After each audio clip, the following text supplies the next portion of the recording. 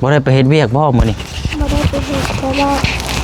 เมื่อยรู้สึกว่าเมื่อยแฮงแบบเอาโทษเด้อไอ้นิดไม่ได้รู้สึกแบบใดๆก็น้องวินหัวน้ำสำบ่โดย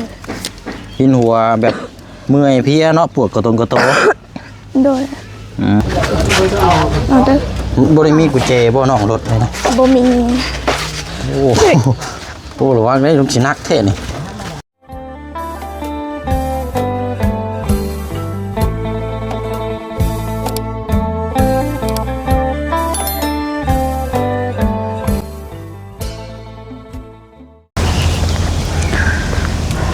พี่น้องเนาะมาติดตามน้ำกันอีกสำหรับทางน้องป๊อปน้องพี่น้องเนาะถือว่าเป็นอีกเคสหนึ่งถือว่าเป็นอีกครอบครัวหนึ่งที่พี่น้อง FC เฮารอรุ่นรอชมอยากให้ทางน้องเพื่อนแล้วก็ทางครอบครัวมีข่าวดีเข้ามานะพี่น้องเนาะเพราะว่าเคสนี้เขาก็ติดตามมานี่ได้เกือบ3-4-5 มื้อนี้แล้วเนาะพี่น้องเนาะกะนี่แหละพี่น้องก็ยังบ่ทันได้มีหยังมาเพิ่มเติมเลยเนาะเอากะมาครับมาชมเบิ่งน้ำกันอีกเนาะพี่น้องเนาะรู้สึกว่ามื้อนี้ทางน้องเพิ่นบ่ได้ไปเฮ็ดเวียกบ่พี่น้องเนาะเดี๋ยวว่าทางน้องเพิ่นพักเที่ยงเนาะเอาเดี๋ยวเข้าไปครับไปชมทางพูดคุยน้ำกันอีกเนาะพี่น้องเนาะกราบทักทายสบายดีและสวัสดีพ่อแม่พี่น้องเบิดสุขุสุคนนะพี่น้องเด้อเนาะพบเจอกันอีกคือเก่าคือเดิมพี่น้องเนาะตัวนี้ก็บ่ายโมงแล้วเนาะพี่น้องเนาะอยู่ที่เคสของทางน้องป๊อปเนาะพี่น้องเนาะอันนี้บ่เชิญเข้ามานี่พี่น้องบ่ได้นัดได้หมายเพราะว่าเรียกว่าสิมาเยี่ยมยามถามสัมภาษณ์ทั้งอันแม่เราเนาะพี่น้องเนาะเพราะว่ายังบ่ทันได้พบเจอแล้วก็คุยน้ำกันจักเทื่อให้พี่น้องที่ตามเบิ่งนะพี่น้องเนาะเมื่อวานนี่ก็รู้สึกว่าน้องเพิ่นก็ได้เป่าเค้กพี่น้องทางทีมงานเอาเค้กมาให้เป่าเป็นครั้งแรกว่าซั่นเนาะกับเกี่ยวกับสุขภาพร่างกายทั้งน้องเพิ่นในพี่น้องก็ถามแล้วว่าบ่ได้มีหยังเนาะเป็นโรคไอแบบธรรมดาว่าซั่นเนาะอันนี้พี่น้องเนาะเบิ่งก่อนเฮ็ดกินหยังเด้เนาะ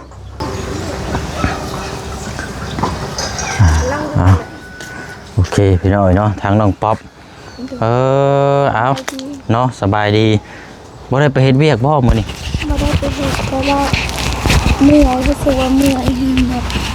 เอาโทษเด้อไอ้นิดไม่ได้นี่ได้ก็รู้สึกว่าเมื่อยแบบคือแบบบ่มีแห้งแบบเมื่อยในร่างกายนี่บ่โดยรู้สึกว่าเมื่อยแบบบ่มีแห้งก็เลยบ่ไปโดยว่าสิทรงสโลมแต่ว่าถามหมอมาแต่หมอยังบ่ทันได้มาเทื่อเจ้าสิใส่น้ำเกลือซะบ่โดยใส่บอกเพิ่นนะบ่ซะบอกแล้วแต่ยังบ่ได้มาโดยอยู่ไสนะอยู่บ้านกระดับเจ้าว่าคนเดียวกันบ่จักที่ว่าไปใช้ทางน้องโอเคบ่ฮู้คือกันน่าจะแม่นละจะไปบอกเพิ่นแต่เฮิงนะบ่ซะเนาะบอกนำน้องชายของแม่แล้วบ่ฮู้ว่าเราบอกแล้วหรือยังแต่บ่แต่หากับเมื่อแต่ไปหาน้องใหม่เจ้าหันบ่โดดไปหาให้ลูกของป่าเพราะว่าเราสิมีไผสิเมื่อลูกของป้าโดยเราสิเมื่อบ้านก็ได้เจ้าหน่อยไปหาเป็นของฝากของต้อนโดยเพราะว่าป้าบอกให้ไปหาหน่อไม้เนี่ยเพราะว่าเราบอกว่าอยากกินหน่อไม้เพราะว่าอยู่บ้านเราบ่ค่อยมีโดยก็เลยไปหาให้เนาะแต่ว่าเบิ่งคือเจ้าตัวนี้คือสิล่มแท้นี่บ่มันสิเมื่อยแฮงเนาะไอยังไออยู่เนาะโดยแบบเฮาอยากนอนก็บ่ได้แบบตอนเฮาสินอนแบบมันไอตลอดเลยหายใจน้อยนึงก็ไอ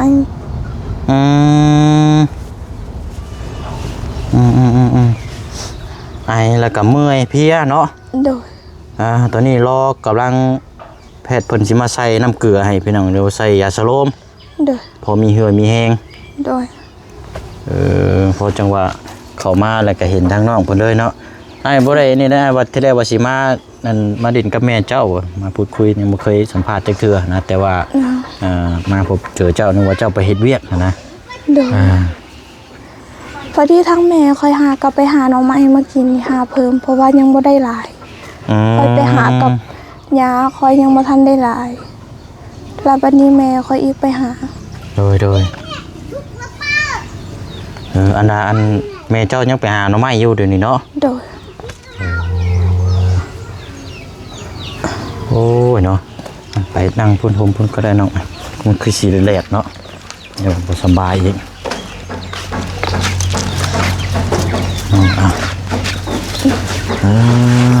รู้สึกแบบใดๆก็น้องวินหัวน้ำสำบ่ โดย วินหัวแบบเมื่อยเพลียเนาะปวดกระตงกระโต โดย อืม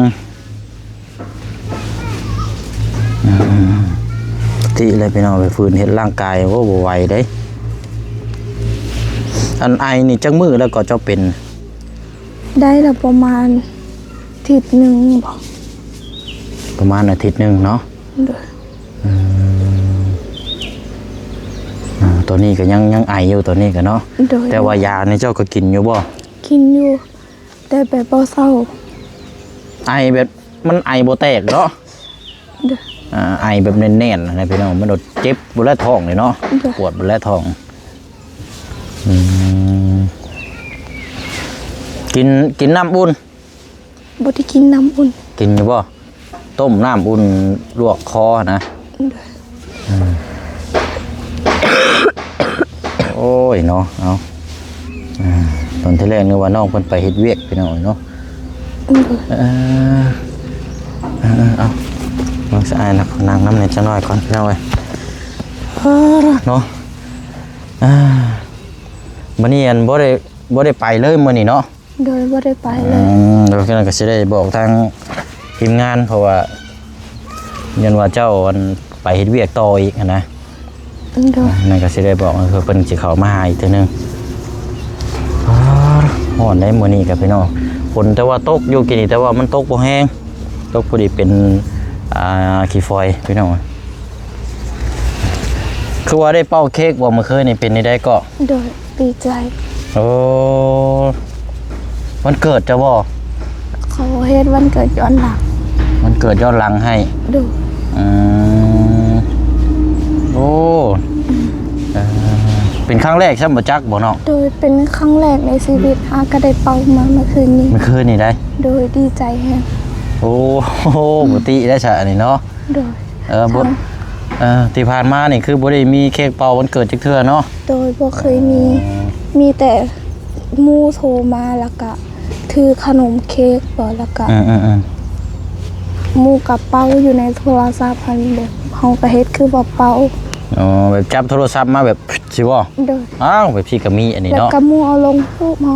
แล้วก็แท็กหาเฮา แต่เมื่อคืนนี่เป่าของแท้เลยเมื่อคืนนี่เนาะ โดย โอ้ยเอาเป็นวันเกิดเป่าย้อนดังซะเนาะ โดย เป็นครั้งแรกเป็นหน่อย โดย วันเดือนปีเกิดนี่จำได้อยู่แล้วว่า ได้ เดือนได้ซะน้อง เดือน เดือน 8โดย 8วันที่ยัง วันที่ วันที่20 3โดย เดือนเดียวกันก็มาถ้าเกิดเดือน8แต่ว่าเกิดวันที่2เจอวันที่20เนาะแสดงว่าเดือน8สิมาเนี่ยก็แม่นครบ21เจ้าเนาะ โดย เสียงนี่33แล้วพี่น้องเท่าปีแล้วเนาะเจ้าคิดว่าถ้าว่าไอ้ก็ดื่มนั่นเนาะดื่มถามคิดว่าประมาณอายุเท่าไหร่แต่ว่าตามเบิ่งหน้าตานะอัน ได้บ่สาวปลาย ประมาณเท่าไหร่ สาวปลาย แต่ว่าอายุอันบ่เสียงนี่33 ปี แต่ว่าคิดว่าให้เห็นคือให้ทายนะประมาณ เท่าไหร่นั่นน่ะ สาวปลาย 20ปลาย โดย ปลายมันละเท่าไหร่บาดนี้ สาว5หรือว่าสาว6 ประมาณนี้เนาะ โดย โอ้แสดงว่านุ่มอยุ่ยใส่พี่น้อง เนาะรุ่นอันน่ะบอดี้ได้ใช่เจ้าคิดว่าเราอายุเท่าไหร น่าจะประมาณสาวเก้าหรือว่าสาว8 เอาตรงๆได้กับประมาณ30บอดี้30บ่ คนในทีมงานเนี่ยไม่ได้รัก3อัพขึ้นไปหมดเลยมันมีเท้า โดย ทีมงานนะโบตูนนี่กับรุ่นอ้าย 33ที่เมื่อคืนนี่รุ่นเดียวกันเลยประตูนเขาไม่ได้อัพ30ขึ้นไปเบิดนะกันสิว่ากับทีมงานผมมีซาวหน่อยกินข้าวแล้วบ่เนาะกินแล้วกินแต่เช้ากินแต่เช้าเด้อไอ้กับบ่ได้ซื้อหยังมาฝากครับแต่ว่าลงไปนี่มันมีหันค่าได้อยู่นี่เนาะโดยเดี๋ยวย่างลงไปนี่ก็ได้เพื่อนเพิ่นมาใส่น้ำเกลือเนาะเดี๋ยวสิจ่ายเดี๋ยวเบิ่งเดี๋ยวว่ามีนมอย่างกินพอมีเหือมีแห้งเด้อทางน้องนุ่มด้วยไปเบิดสันไปลินวินหนึ่งอันนี้เนาะดิน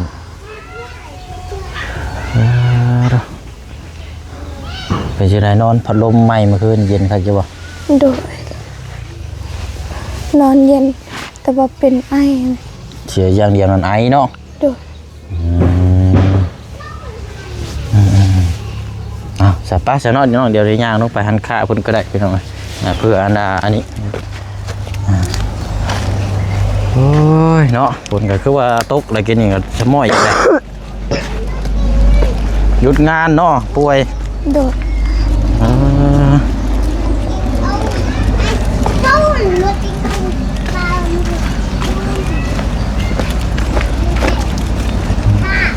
ไปทางใดเนาะ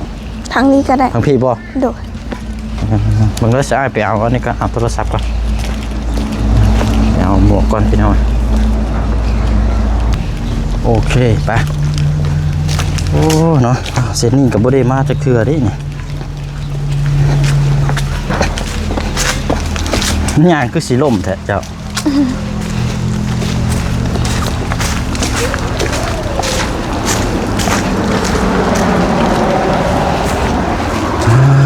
นี่แหละซื้อน้ำกินก่อนพี่น้องเหนียวพอ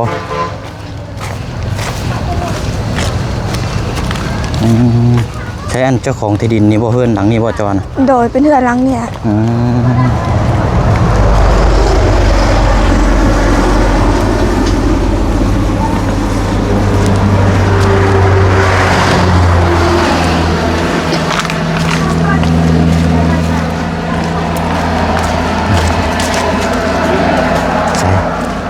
อยู่บ่อยู่ล้างถ้วยอยู่โอเคอาบน้ำที่ตกเลือกเอาเลยรถละเอาตัวเย็นตัวเย็นบ่อยากเพราะอยากว่ายานแบบเอาเจ้าจับมาเลยรถเอามารถเดี๋ยวสิจ่ายให้รถ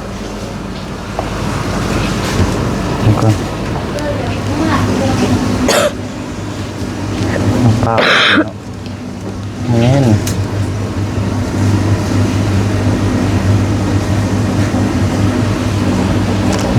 น้ำนี่ก็ได้ขวดนึง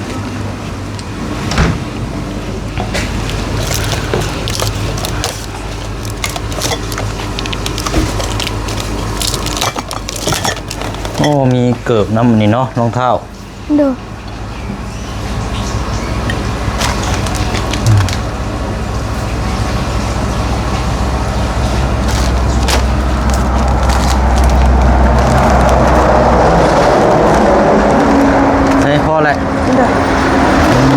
คือบ่เอาอันน่ะเมื่อให้น้องเจ้านำเลย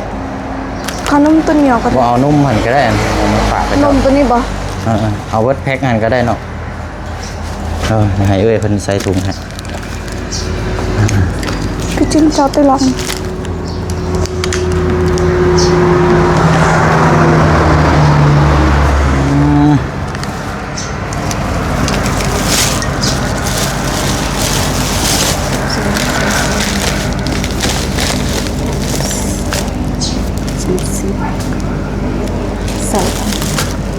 โอเคตัวนี้น้ำเอ้ยเด้อที่น้ำเด้อ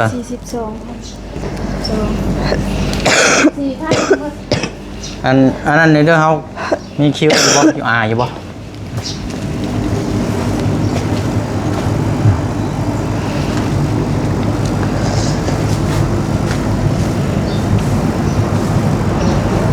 ดูใจเงินเพิ่นต้องเป็นอะไร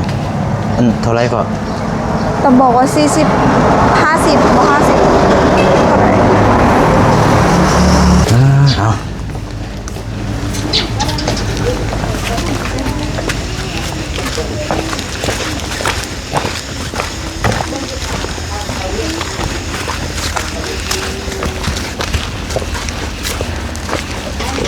อันห้านนี่เป็นคือหมองอันเจ้าของที่ดินหมองอันที่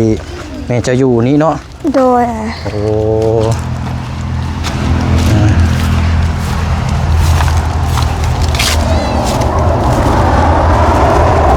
ไปทางไรบ้านโอ้พี่เนาะ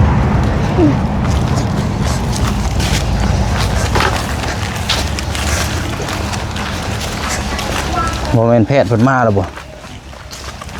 ยังบ่เห็นเลยจักเขาบอกแล้ว เจ้าว่าตอนแรงเพิ่นบ่จักเนาะ โดย อ่า ให้หมูไปบอกอีกเทื่อหนึงย่านเขาเอิ้นว่าหน้าบ่าวคือกันบ่ย่านหน้าบ่าวอาจสิลืม อืม ถ้าตั้งแต่ประมาณเมื่อจากหาหน่อไม้ตั้งแต่ 10:00 นเดี๋ยวนี้จักโมงแล้ว แล้วสิเข้าบ่ายโมงแหละให้ใส่อยู่เฮือนพุ่น หมู่อ่ะ หมู่ โดนหมู่มาลินนำ มันป้าสายยางไปพุ่นก็ได้หมู่ที่ว่าเอาหน้ำไม้มาฝากเมื่อนั้นบ่ โดยอ่ะ เอาเฮือนเราอยู่ไสสัน อยู่ฝั่งโคนน่ะ ข้างทางเฮือนน้องน้อยพุ่นบ่ โดย อืม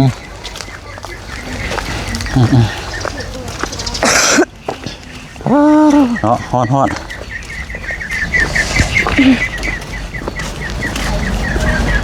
เดี๋ยวบอกหมูให้หมูไปเอา เนี่ยก็ ไปเอาอันนั้นไปเอาหม้อก่อน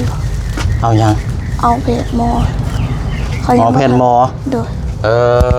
โดยสบายดีน้องเด้อคนเดียวก็ได้กับที่เจ้าหน้ำไม้เมื่อนั้นเนาะ แม่จังคือของเราแบบนี้แหละ ไม่ เพศหมอก็อยู่นี่นะว่าบ้านกระดับนี่บ่ใกล้ๆนี่บ่ โดย เรียนเพิ่นบ่ว่างบ่จักเนาะบ่ได้มีเบอร์โทรบ่ซะเบอร์โทรนำรถ บ่มี มีแต่ไปตามอยู่เรื่องนี้แหละ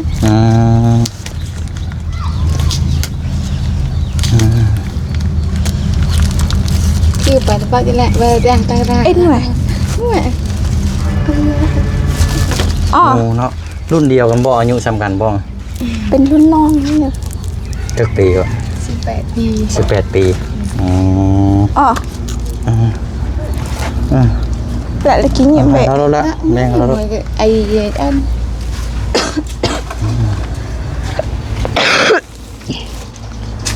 หักเราไปคุยกันด้วยกัน จังว่าจังคุยลองโทรเบิ่งเดี๋ยวว่าสิไปนํเบิ่งอีกบ่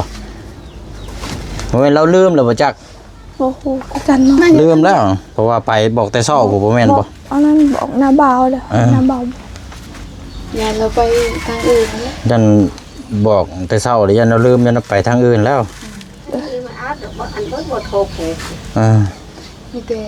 ตามอยู่เรื่องนี้ โทรถามเบิ่งบ่ได้มีเบอร์โทรเฟซหยังเราบ่ซะ บ่มี ที่รถจักรบ่คือย่างไป ที่รถ ไปนํเบิ่งบ่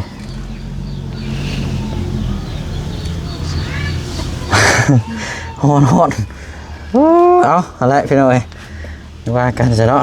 เด้อ บ่สบาย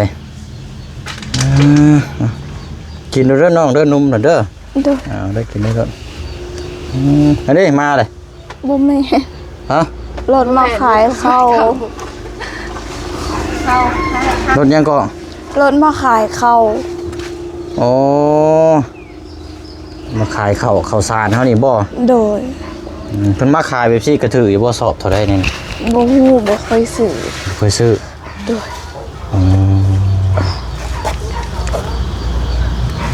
แต่มันก็แบบเดียวกัน จะบ่ถือบ่จักสอบละ300,000นี่บ่จักเนาะ มันก็คือกันนั่นแหละอยู่ว่าดอกสำนัก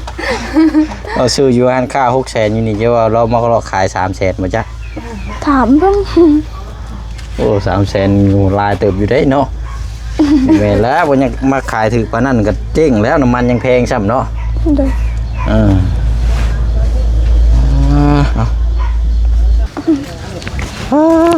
มาแล้วนี่เนาะซื้อเข่าวบ่เนาะเจ้าสิซื้อเข่าวบ่ บ่แม่นไปหายืมรถเขาเจ้า ดูหนูจักไปนำแพทย์หมอมาอีกเนาะ โดย ไอ้นี่พี่น้องเราเมื่อยแห้งเลยไม่มีไผนำโอ้ อย่ามาเมียนมารับรถมาให้ป้ามารับอีกละกี้นะ วิรลงปาตาก็นเจาะสโลม là thì nó ใช่ đâu บ่ รถใหม่นะ làm lại cái đâu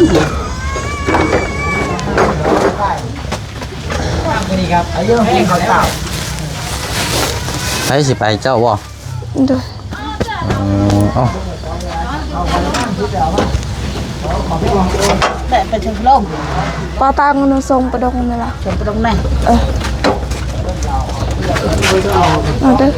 บ่ได้มีกุญแจบ่น้องรถเลยนะ บ่มี โอ้โหระวังได้ลูกสินักแท้นี่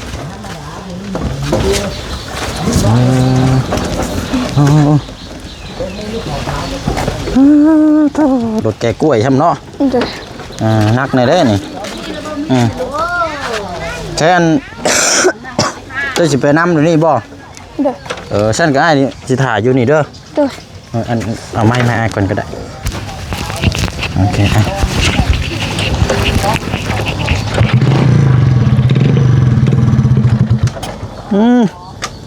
เสียงคออะบาดใจดีนี่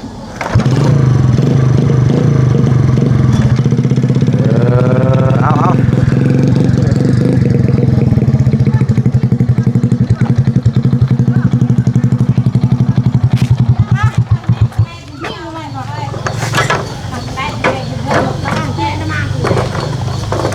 น้ำมันเบิดบ่ บ่มีกันเบิ่ง โอ้ยแม่นแล้วนี่เช็คเบิ่งแน่ ยังดู ยังเสียงยังหลายอยู่ได้อยู่ กี่เลยยืมกี่ ได้อยู่ ก็เด้นี่ล่ะไอ้สิเยอะๆจ้ะ เอาซ่อนไปน้ำกันเบิ่งน้ำกันนึงคือน้ำมันเบิดพอได้อยู่มาน้ำกัน ไปจุก พอได้จูงอ่ะเอ้ย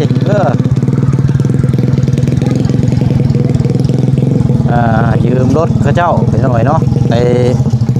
บอกแพทย์เมื่อเช้านี่ไปบอกแล้วแต่9 โมงว่าซั่นก็เขาเจ้าบ่มาเอาสักพี่น้องเนาะมีแต่ว่าเฮาติดตาม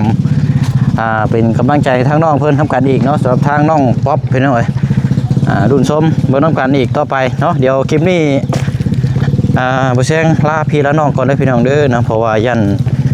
ในท่าโดนนานเนาะเดี๋ยวจังมาติดตามเบิ่งนำกันอีกต่อไปเนาะพี่น้องเนาะบ๊ายบายเด้อพี่น้องเด้อเนาะสบายดี